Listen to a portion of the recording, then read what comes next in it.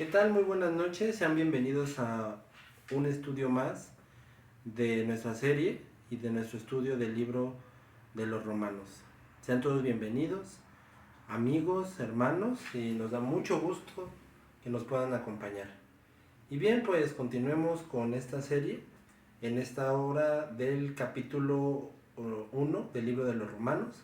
Continuando con nuestra serie y estudio del libro de los Romanos, vamos al capítulo 1, versículo 3. Capítulo 1, versículo 3.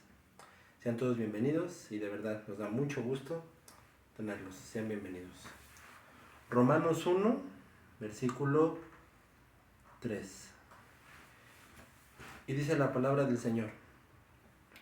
Acerca de su Hijo, nuestro Señor Jesucristo, que era del linaje de David, según la carne. El núcleo o la parte más esencial de la Biblia, de cada estudio, de cada sermón, de cada... ¿qué decirlo? De cada estudio bíblico, de cada prédica, y lo que cada predicador debe de procurar es predicar la Biblia. Y predicarla bien. Y predicarla bien es entender que cada parte de este santo libro nos tiene que llevar a Cristo. No es de que tal vez así sea o bueno, es que a veces no nos lleva o es que bueno, es que no tiene nada que ver o bueno, es que eso es algo que se le llama evangelio. Es que todo tiene que conducir a Cristo. Porque simplemente esta carta, la carta más importante del cristianismo, la carta magna, la carta esencial del cristianismo, nos enseña que lo que Pablo va a predicar a los romanos, lo que Pablo les va a enseñar, lo que Pablo les va a decir es lo más importante. Y los romanos, en este caso los romanos y los judíos dicen, bueno Pablo, ¿y qué es lo más importante de la Biblia? ¿Cuál es el centro del estudio bíblico? ¿Cuál es el centro de la vida cristiana? ¿Cuál es el centro de todo? El centro de todo es llevarte hacia Jesucristo, es decir, hacia la gloria de Dios, es decir, hacia todo lo más hermoso que es en Dios, que es nuestro Señor Jesucristo. Eso es lo más y lo más importante, recordar que Él es lo más importante, que Él es lo más básico del cristianismo, que Él es no solamente lo más básico, es lo más esencial y es absolutamente todo. Jesucristo es lo más importante de la Biblia, lo más importante del cristianismo, y Jesucristo es absolutamente todo. Pablo se dirige a los romanos y a los judíos haciéndoles mucho hincapié. Romanos, judíos, gentiles, les voy a predicar a Jesucristo y Él es lo más importante. Romanos, judíos, les voy a predicar lo más importante. Les voy a predicar lo más básico, lo más importante. Les voy a predicar lo más importante. Romanos, les voy a predicar a Cristo. Romanos, judíos y gentiles, les voy a predicar a Cristo, les voy a predicar lo más importante, les voy a predicar lo más básico. Romanos, judíos, gentiles, pueblo, les voy a predicar lo más importante de la Biblia, les voy a predicar la teología sistemática de la Biblia. Romanos, les voy a predicar lo más importante. ¿Qué es lo más importante? Romanos, les voy a predicar lo más importante. ¿Qué es lo más importante? Lo más importante es Cristo. Como hemos visto, Jesucristo es el tema más hermoso y precioso y más importante de la palabra de Dios. Pero asimismo no es un objeto, ya que falsos pastores y maestros hacen de Jesucristo eso, un objeto, lo vuelven un objeto. Hacen pasar a Jesucristo como algo, o como yo te doy este lápiz, o yo te doy esto, pero te lo doy para que tú tengas tal cosa. Entonces a Jesucristo así lo hacen ver, como un objeto que solamente se le debe de buscar o se le debe de tener o se le debe de adquirir, nada más para tú adquirir algo mejor. Es decir, que Jesucristo no es lo más importante para esa gente, sino que Jesucristo solamente es algo que tomas, lo usas y ya después que pasó el tiempo, pues simplemente lo dejas. El chiste es que Jesucristo solamente es un escalón para que yo tenga mi éxito. Es solamente un escalón para que yo sea famoso. Y jamás eso es lo que Jesucristo dijo. O sea,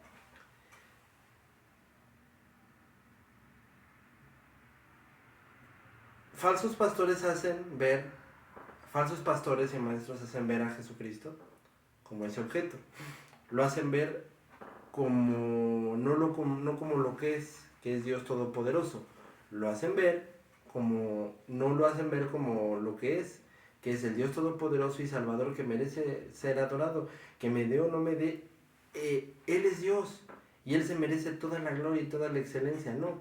Entonces, todos esos inventos y todas esas falsedades de busca a Jesús como un objeto, jamás harán amar a Jesús. Todos esos inventos que la gente hace de buscar y de hacer, como que ven a Jesús y te doy tortas, o te voy a evangelizar por medio de comida, o por medio de alimento, o por medio de cantos, o por medio de muchas cosas, es que eso no es amar a Jesús. O sea, la gente no va a ir porque van a adorar a Jesús, van a buscar en la emocionalidad o la prosperidad, pero nunca están buscando a Jesús. Es lo malo, que ese tipo de enseñanzas solamente hace que empiecen a buscar a Jesús como un objeto, y solamente lo buscan como algo que puedo tomar o que puedo usar, y que lo voy a hacer nada más a mi antojo o a como a mí se me agrade o como yo lo quiero usar. Pero eso no es como Él lo dijo, sino que lo estamos haciendo como nosotros queremos y como nosotros estamos pensando. Y Él jamás dijo que así fueran las cosas.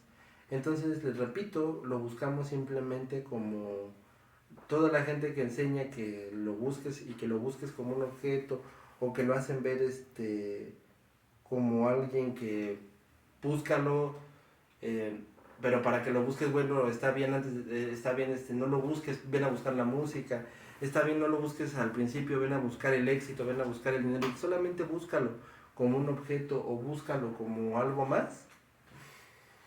Pues eso solamente es entender que solamente estamos buscando un objeto, ¿sí? O sea, si empezamos a buscarlo como un objeto, como algo que no, como el que no es Dios, sino solamente como un objeto. Es decir, como personas que dicen, es que te vendemos la música, o te vendemos el estéreo, te vendemos esto, pero ven a Jesús, o te damos comida, pero ven a Jesús.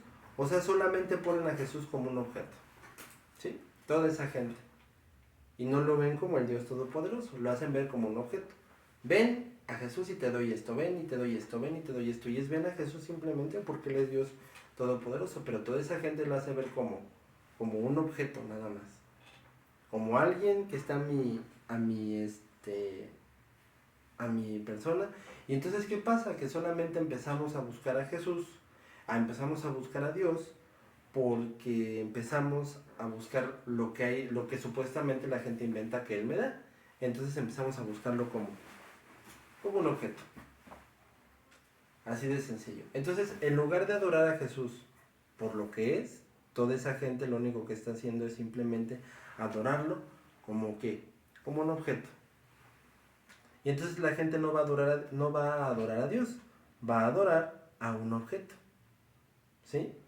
La gente no está buscando adorar a Dios. Cuando buscan a Dios como un objeto, nunca van a adorar a Dios.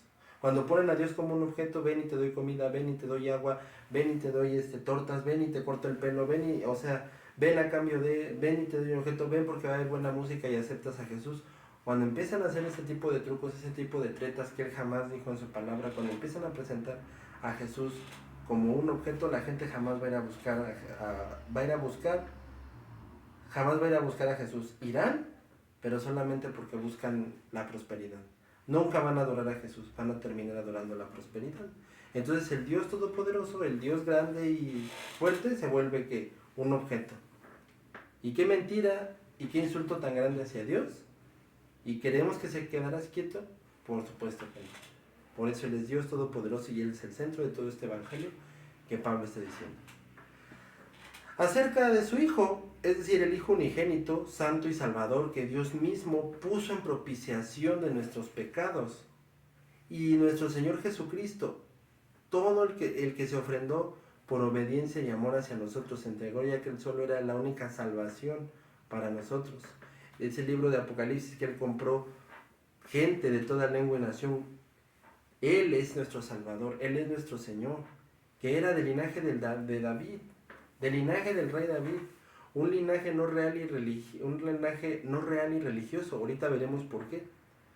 Según la carne, ese linaje del cual declara el Señor Jesucristo era linaje, ese linaje era cuando estuvo en la tierra, porque Jesús era totalmente hombre y totalmente Dios, completamente hombre, pero hoy es totalmente Dios.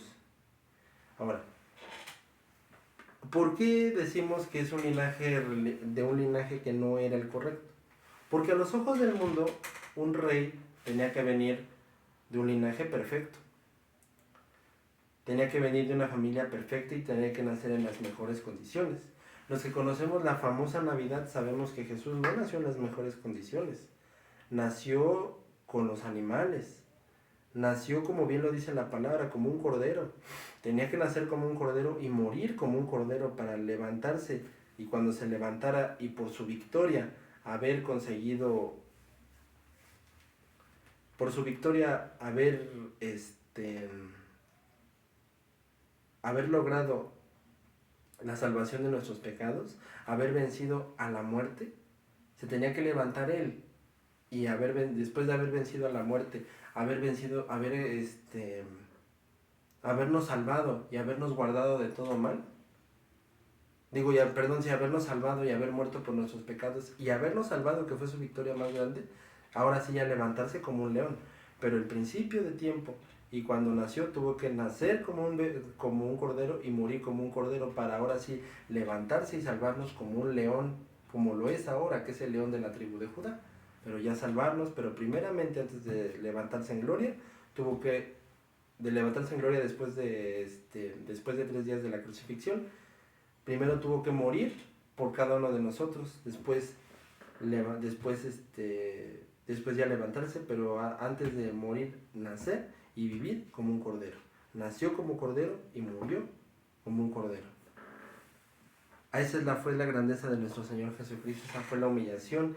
Y eso es lo que entendemos, que sabemos que no vivió como lo que actualmente, o lo que conocemos, o que la gente interpretaba vivir como rey. Pero es que precisamente eso era su salvación, esa era su grandeza de nuestro Señor, que siendo Dios, siendo más que un rey, mereciendo todavía más cosas, Él se humilló por cada uno de nosotros, por ti y por mí, se humilló. Por todos los que creemos y que vemos a veces, bueno, es que hay problemas, es que hay dificultades, es que hay complicaciones, ¿qué podemos hacer? La verdad es que hay veces que esas complicaciones no sabemos qué decir, o no hay quizás una respuesta adecuada, o no hay quizás algo que decir, pero hay algo que con toda seguridad podemos saber, porque llegan momentos que pues, de plano decimos, no sabemos nada que decir, pero hay momentos en nuestra vida en los cuales podemos decir claramente, pues sí, Señor, no entiendo ni sé por qué está pasando, pero me basta saber que te he conocido, me basta saber que te he visto, y eso es todo para mí. En el Evangelio de Lucas cuenta la Biblia, o cuenta las Sagradas Escrituras, que cuando el Señor Jesucristo, ya siendo un bebé o un niño un poquito más grande, creció, un anciano llamado Simeón corrió a verlo, lo cargó y dijo, Señor, al ver a ese bebé, él estaba viendo a Dios, y dijo, ¿qué más necesito? ¿Qué más me hace falta? Y hasta dijo, Señor, puedes despedir a tu siervo en paz. Y es la verdad, sinceramente,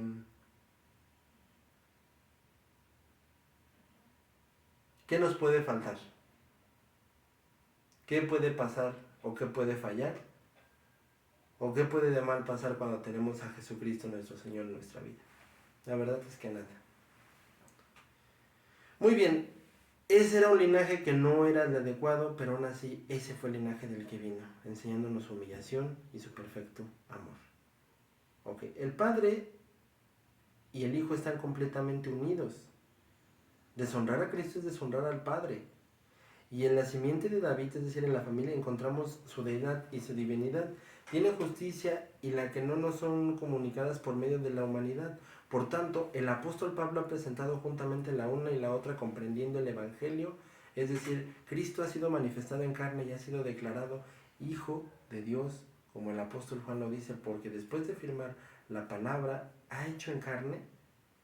Añade que ella misma se ha visto una gloria como la de aquel que era solamente el Padre, que vio a Moisés en el libro del Éxodo, suplicaba ver su gloria, y Dios mostró su gloria en ese momento a él. Ahora nos ha mostrado a nosotros por medio de Jesucristo.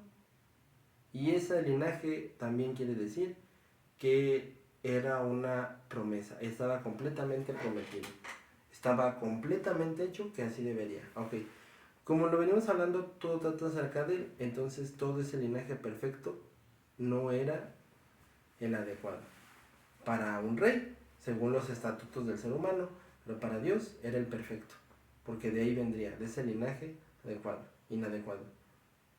Porque Él se hizo menos para todos y cada uno de nosotros. Ahora, ¿cuál era el linaje de David? Bueno, por principio podemos ver que en el libro de Ruth se cuenta que una de sus abuelas, de sus familiares, era Ruth, que era una moabita. Los moabitas eran enemigos acérrimos de Israel. Muchos de los libros de la Biblia hablan de Moab y lo describen como que será desolado, será destruido, será acabado. Y esos libros, esos pueblos que estaban condenados por ser enemigos de Dios, esta mujer era moabita, pertenecía a sus enemigos, y en aquellos tiempos, si tú eras del pueblo enemigo, pues ya sabías que no tenías ninguna esperanza. Pero ella creyó y confió en Dios, como lo hemos hablado desde el principio, es por pura fe. Y esa misma fe fue la misma fe que tuvo el rey David, que tuvieron todos aquellos que estuvieron en ese linaje de Jesucristo, que confirma la promesa de que Él vendría. Pero esta mujer, Ruth, le dijo algo muy importante: tu Dios y dame Dios. Sabemos que la idea principal de salvar de Israel eran dos cosas, o la misión principal eran dos cosas: traer al Mesías y dar a conocer la gloria del Evangelio. Pero ninguna de esas dos cosas las pudieron llevar a cabo porque precisamente no tenían la capacidad, nunca lo lograron, siempre desobedecían. Solamente dos cosas principales tenía Dios para los judíos, o misión que tenía para los judíos: que de ahí viniera Cristo, y que de allí y que por medio de los judíos se fuera hacia el mundo toda la gloria de Dios. Cosas que el ser humano no logró, y Dios mismo las tuvo que hacer, porque pues al fin y al cabo Dios es el que hace todo por cada uno de nosotros.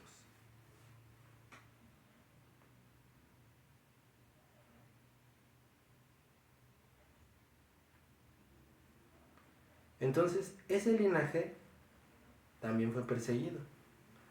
Ese linaje fue perseguido desde el libro del Éxodo,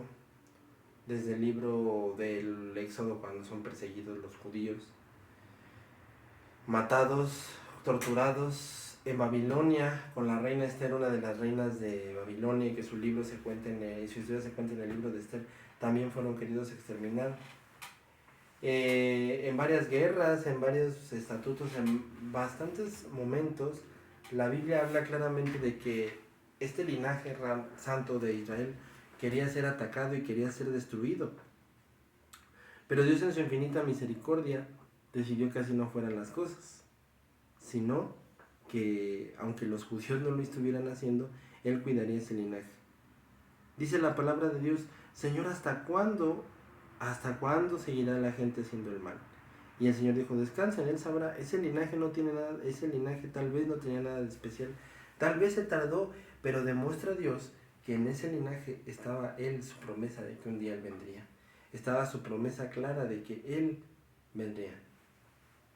Comúnmente, como un rey no hace nada de eso. Un rey no busca, un rey nace de un pesebre de oro, no en uno de madera. Venía de un linaje no real. Por esas cosas, los profetas le llamaron varón de dolores, experimentado en quebranto. Y el apóstol Pablo nos recuerda que se hizo siervo, y todo ser humano debe de confesar que Jesús es Dios, sí o sí. Digamos lo que queramos, Él es Dios. Y podemos creer y podemos pensar que así no son las cosas, que son de otra manera, pero la realidad es que Él es su Hijo de Dios. Él es la promesa y Él es lo más importante. Él es la revelación de todo. Es como cuando como niños vamos esperando algo y esperando una sorpresa. ¿Y cuál será esa sorpresa? Y vemos que esa sorpresa, después de esperarla y esperarla, ahí está. Esa fue la sorpresa. Eso es lo más importante. Así también, aquí no hablamos de una sorpresa. Aquí hablamos de lo más importante, que es Dios, de la promesa más grande, de lo que ya estaba previamente dicho y prometido en la palabra de Dios. Aquí hablamos de Él, y aquí hablamos de su gloria, y aquí hablamos de su exaltación, y aquí hablamos de su palabra.